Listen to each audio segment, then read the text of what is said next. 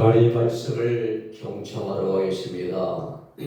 오늘 쉬는 하나님 말씀은 창세기 1장 26절로 28절 말씀입니다. 제가 받들어 읽어드립니다. 하나님이 이르시되 우리의 형상을 따라 우리의 모양대로 우리가 사람을 만들고 그들로 바다의 물고기와 하늘의 새와 가축과 온 땅과 땅에 기는 모든 것을 다스리게 하자 하시고, 하나님이 자기 형상 곧 하나님의 형상대로 사람을 창조하시되 남자와 여자를 창조하시고, 하나님이 그들에게 복을 주시며 하나님이 그들에게 이르시되 생육하고 번성하여 땅에 충만하라. 땅을 정복하라. 바다의 물고기와 하늘의 새와 땅에 움직이는 모든 생물을 다스리라 하시니라. 아멘.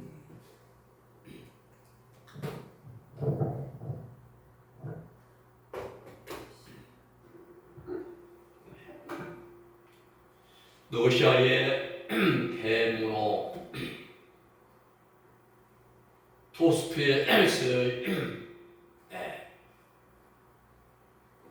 도스토옙스키는 이런 말을 했습니다. 자신이 쓴 책 죄와 벌에서 만일 하나님이 계시지 않는다면 모든 것이 허용된다라고 말했습니다. 맞는 말입니다. 오늘날 사회 속에서 일어나고 발생하는 온갖 모순, 그리고 아집, 독선, 불법, 또 부정, 부조리, 모든 근원이 창조주 하나님을 인정하지 않는 데서부터 시작이 되고 있는 것입니다. 온 우주의 삼라만상, 이 삼라만상은 우주에 있는 온갖 사물과 형상들을 말합니다. 이 모든 것이 우연히 솟아나고 나타난 것이 아닙니다. 누군가의 손에 의해서, 능력에 의해서 만들어지고 지음받은 것입니다. 세상에 있는 모든 것, 모든 일, 모든 사물들 단 한 가지도 우연은 없습니다. 다 목적이 있고 과정이 있고 결과가 있습니다. 절대 주권자이신 하나님께서 치밀한 계획과 목적을 가지시고 세상을 창조하시고 우리 인간을 창조하셨습니다. 그런데 문제는 하나님으로부터 지음을 받고 생명을 부여받은 인간들이 하나님의 뜻을 거스리고 거역하고 그리고 역으로 행하고 있다는 사실입니다. 하나님을 선하게 사랑하고 말씀하셨는데 사람들은 악을 행하기를 즐겨합니다. 하나님은 창조하신 물질세계를 잘 보존하고 관리하라고 우리에게 명령하시는데 인간들은 하나님의 세우신 그 창조 질서를 깨뜨리고 파괴하고 있습니다. 그 일대로 최근 들어서 유난히 크게 변한 기후 환경입니다. 지구의 온난화, 세계적인 기온 상승입니다.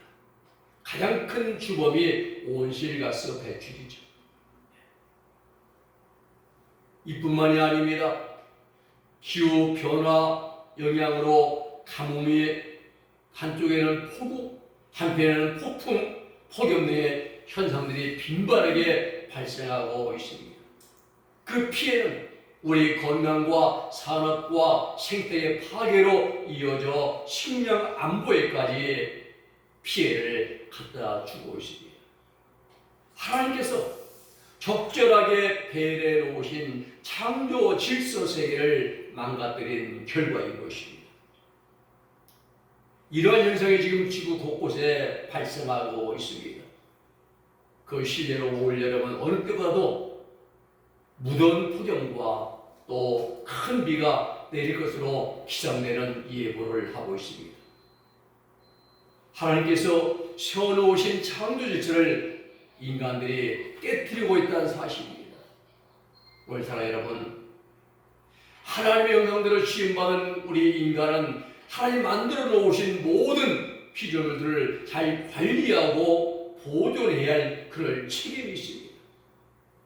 창세기 1장 28절 말씀 보면 하나님이 그들에게 복을 주시며 하나님이 그들에게 이르시되 생육하고 번성하여 땅에 충만하라, 땅을 정복하라, 그리고 바다의 물고기와 하늘의 새와 땅에 움직이는 모든 생물을 다스리라 명령하십니다. 이것이 최초의 사람인 아담이 하나님으로부터 지음받은 후에 받은 직무인 것입니다. 아담의 직무는 에덴 동산의 관리인입니다. 생육하고 번성하라, 하나님이 지으신 모든 피조물들을 잘 보존하고 관리해야 할 그러한 사역을 받았습니다. 그런데 첫사람 아담은 이 일에 대해서 실패했습니다. 그리고 아담의 후예들인 우리들은, 오늘 사는 인간들은 한 걸음 더 나아가서 하나님이 세우신 창조 질서를, 하나님 만드신 물질 세계의 모든 선비를 파괴해 나가고 있습니다. 이는 하나님의 뜻을 역행하는 것입니다. 불순종하는 것입니다. 그런 말미암아 자연재앙과 그 자연재앙의 대가를 우리가 고스란히 받게 되는 것입니다. 지금 세계 곳곳의 지진과 화산 폭발, 큰 폭우와 50도가 넘는 살인적인 무더위와 자연재해가 일어나고 있는 것입니다. 행한 대로 갚아주신 것이 하나님의 법칙입니다. 하나님 법칙이에요. 우리는 이러한 때에 오늘 본문의 말씀을 통해서 하나님과 인간, 이런 제목으로 말씀을 상고하면서 은혜를 함께 나누고자 합니다. 첫째, 우리 인간은 하나님의 형상으로 지음받은 존재입니다. 우리 인간 안에는 다른 동물들에게는 없는 신비한 것이 한 가지가 있습니다. 그것이 무엇입니까? 하나님의 형상입니다. 히브리어 첼렘, 형상, 하나님의 형상입니다. 그러면 무엇이 하나님의 형상입니까? 그것은 인간의 이성이 하나님의 형상입니다.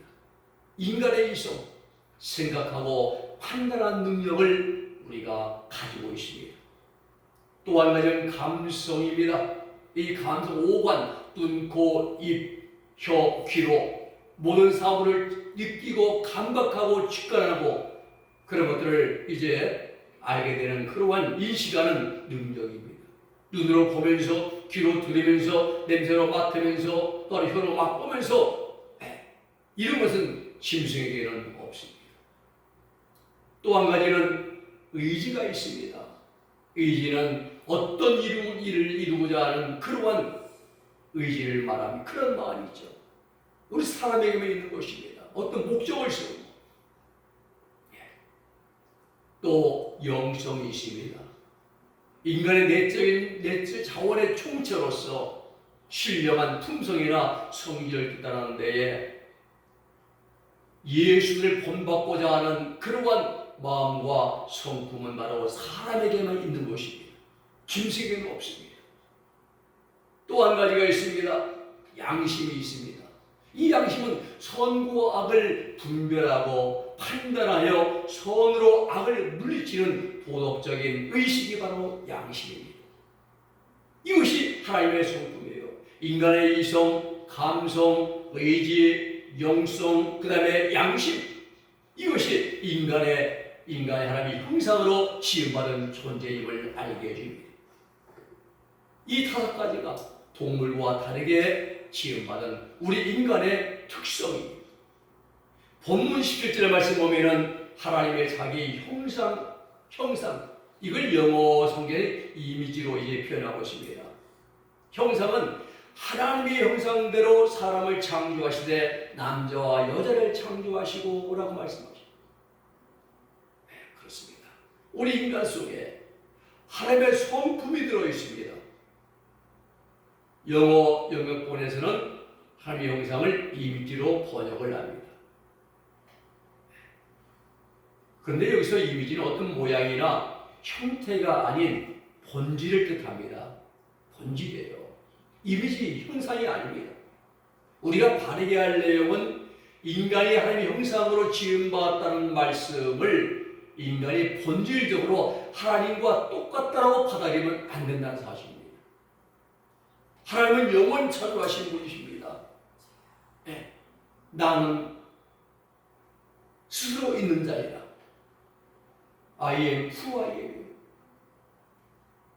영원 자존하시는 절대다 전능자이시기 때문에 인간과는 비교할 수가 없습니다. 다만 우리가 여기서 인간이 하나님의 형상대로 지음받았다고 하는 말씀의 뜻은 인간에게 하나님의 뜻을 알 수 있는 영성과 그 뜻을 행할 수 있는 감정과 의지, 그리고 옳고 그름을 분별할 수 있는 양심의 기능이 주어졌음을 뜻하는 것입니다. 이것이 하나님의 형상대로 지음받았다는 것입니다.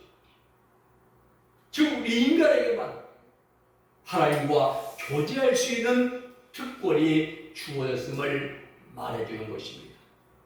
성경은 인간 창조의 기사를 통해서 인간이 자신의 힘이나 의지로 만들어진 것이 아님을 분명하게 밝히고 있습니다. 오늘날 아무리 과학이 발달하고 의술이 발달했다 할지라도 이 약간의 생명 연장은 도움됩니다. 그리고 유전자 조작 같은 거, 복제 같은 거 AI에 그칠 뿐이죠. 인간 창조는 전능하신 하나님의 고유 고난입니다. 그 누구도 모방이나 흉내를 못 냅니다. 그 어떤 천재적인 과학자라도 전능하신 하나님의 고유 고난에는 접근할 수도 없고 흉내낼 수가 없습니다. 오직 하나님 한 분만이 인간을 창조하시고 생명을 주시는 분이십니다. 오늘 사랑 여러분, 피조물로 지음받은 우리 인간은 창조의 주체이신 하나님을 떠나서는 살 수가 없습니다. 물을 떠난 고기는 살 수 있어도 하나님을 떠난 이들은 왜 우리는 살 수가 없는 것이죠. 우리의 지성과 감정과 의지와 양심이 하나님 말씀을 순종하기를 힘써야 됩니다. 더 나아가 영성을 통해서 우리 영성을 통해서 하나님 늘 영적으로 교제하기를 힘써야 됩니다. 이것이 하나님의 형상으로 지음받은 우리 인간의 본분입니다. 두 번째는 우리 인간은 하나님의 뜻을 순종하는 존재입니다. 하나님이 아담을 창조하시고 그 첫 번째 하신 명령이 무엇입니까? 창세기 2장 16절 17절 말씀 보면은 여호와 하나님이 사람에게 명하여 이르시되 동산 각종 나무의 열매는 네가 이미를 먹되 선악을 알게 하는 나무의 열매를 먹지 말라. 내가 먹는 날에는 정령 죽으리라. 무엇입니까? 하나님 말씀의 순종입니다. 바다의 물고기와 하늘의 새와 땅의 모든 움직이는 생물들을 다스리라. 말씀입니다. 관리입니다. 관리. 이 다스리라는 말씀은 정복이나 침략이나 파괴가 아니라 잘 가꾸고 보존하라. 하나님 만드신 모든 것을 잘 가꾸고 보존하라는 말씀이에요. 그럼 우리는 하나님의 뜻을 잘 분별하여 그분의 뜻에 복종해야 됩니다. 너희는 이 시대를 본받지 말고 오직 마음을 새롭게 하고 변화를 받아 하나님의 선하시고 기뻐하시고 온전한 뜻이 무엇인지 분별하도록 하라라고 사도 바울은 로마서 12장 1절에서 말씀하십니다. 온갖 죄와 불법으로 썩어져가는 죄에 약된 세상을 본받지 말아야 됩니다. 마음을 새롭게 해야 됩니다. 변화를 받아야 됩니다. 그리하여 하나님이 기뻐하시는 삶, 온전한 뜻이 무엇인지 분별하여 순종하는 삶을 살아가기를 힘써야 됩니다. 이러한 일은 우리 스스로가 자원하여 자발적으로 실천하고 행해야 할 일들인 것입니다. 오늘 여러분, 하나님이 창조하신 온 우주 만물 가운데에 인간을 제외한 모든 피조물들은 필연성에 따라서 움직이고 지배가 됩니다. 생각해 보십시오. 하나님께 창조하신 이 모든 자연계에는 필연적인 원리에 따라서 움직입니다. 꽃이 피어나는 봄이 오면은 이어 여름이 오고 그 무더운 여름이 지나가면은 오백가가 익어가는 추수하는 가을이 오고 그리고 이어서 겨울이 옵니다. 이것을 우리는 자연법칙이라고 말합니다. 이 자연법칙에는 자유의지에 따라서 생각하고 느끼고 분별하고 실천하고 하는 활동이 없습니다. 그저 봄이 오면 여름이 오는 거예요. 아무리 무더워도 그 여름은 지나고 또 가을이 옵니다. 이 자연법칙이에요. 그러나 우리 인간은 자유의지를 가진 존재로 취급을 받았기 때문에 자기 의지에 따라서 하나님의 뜻을 순종할 수도 있고 반항할 수도 있습니다. 아담과 하와는 선악과를 먹지 말라는 하나님의 명령에 자유의지를 가지고 불순종했습니다. 실패한 것이죠. 그런 말이면 지혜가 들어왔잖아요. 요나는 너는 니느웨 성에 가서 복음을 외치라는 하나님의 명령을 어기고 자유의지를 가지고 다시스로 도망을 갔습니다. 자유의지가 도망을 불순종한 것입니다. 아브라함은 너는 너의 본토 친척아 본지의 아비집을 떠나라는 하나님의 명령의 말씀을 듣고 자유의지를 가지고 그는 순종했고 24년 만에 하나님의 앞에 완전한 자가 되는 것입니다. 그렇습니다. 우리 인간은 자유의지를 가지고 하나님의 선하시고 온전하신 뜻이 무엇인지 분별하기를 힘써야 됩니다. 그리고 그 하나님의 뜻을 순종하는 삶을 살아가는 자들이 되어야 되는 것입니다. 오늘 여러분, 지구상의 수많은 피조물들 가운데 오직 우리 인간만이 자연법칙에 종속되지 않은 인격적인 존재로 취급을 받았습니다. 이 사실은 우리 인간이 자발적이고 의지적으로 하나님의 뜻을 순종하고 복종하는 삶을 살아가야 하는 존재임을 말해주는 것입니다. 세 번째는 우리 인간은 하나님을 찬양해야 할 존재들입니다.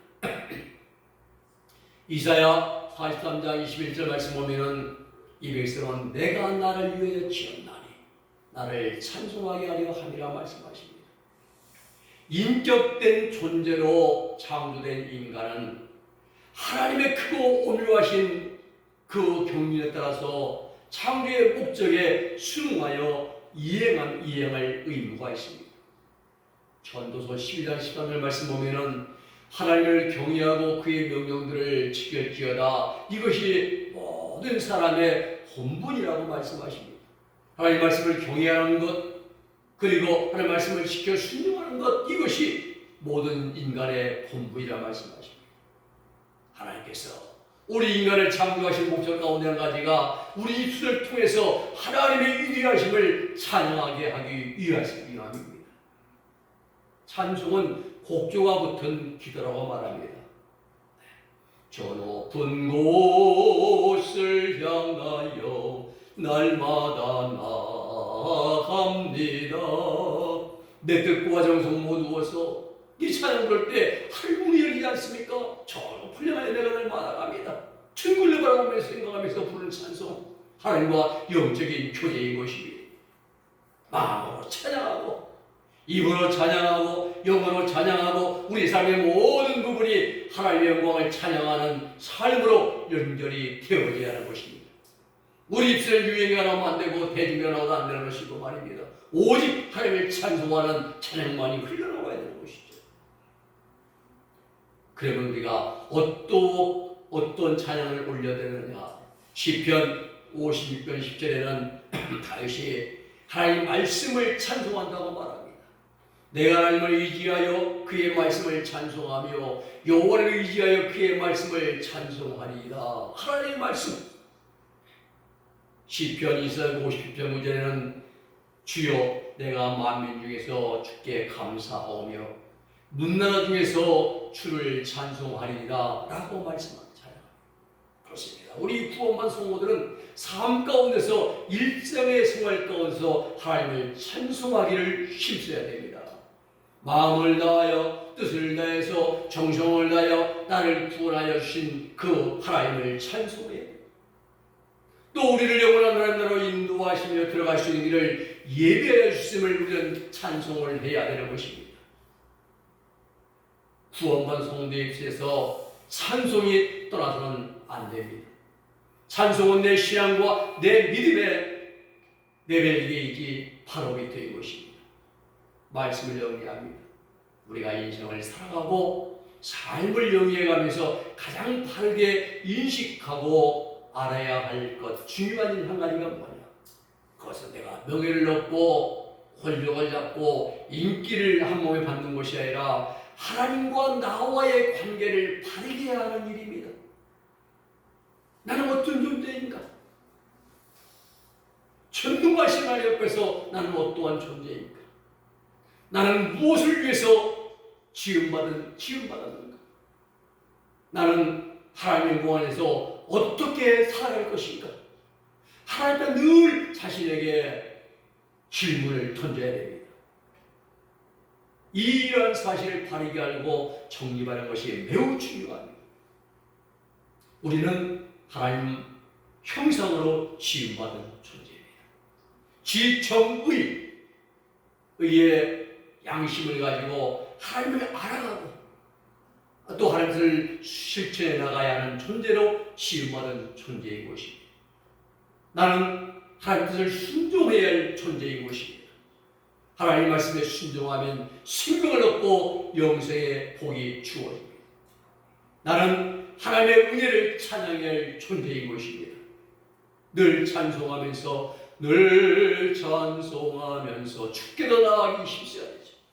찬양하라 내 영혼아, 찬양하라 내 속에 있는 모든 것들아, 하나님을 찬송하기를 힘쓰는 그러한 존재인 것입니다.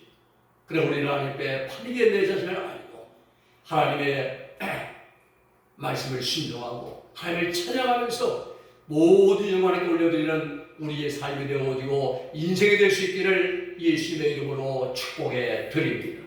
기도하겠습니다. 거룩하신 아버지 하나님 감사합니다. 오늘 나는 어떠한 존재인가? 하나님 형상대로 지음받은 존재요, 또 하나님을 찬양해야 할 존재요, 하나님 말씀에 순종해야 될 존재임을 우리에게 알게 하심을 감사드립니다. 항상 하나님 앞에 나 자신을 돌아보면서 나는 무엇을 얻지 못 때문에 지음받았나? 나는 어떠한 삶을 살아야 되는가? 하나님은 늘 우리는 자신을 돌아보면서 실물 던지면서 하나님의 영광을 위해서 하나님을 지으신 하나님의 목적을 위해서 살아갈 수 있는 우리의 삶이 되어지고 우리의 시간이 되어지고 우리 인생이 되게 하여 주시옵소서. 예수님의 이름으로 기도드리옵나이다. 아멘.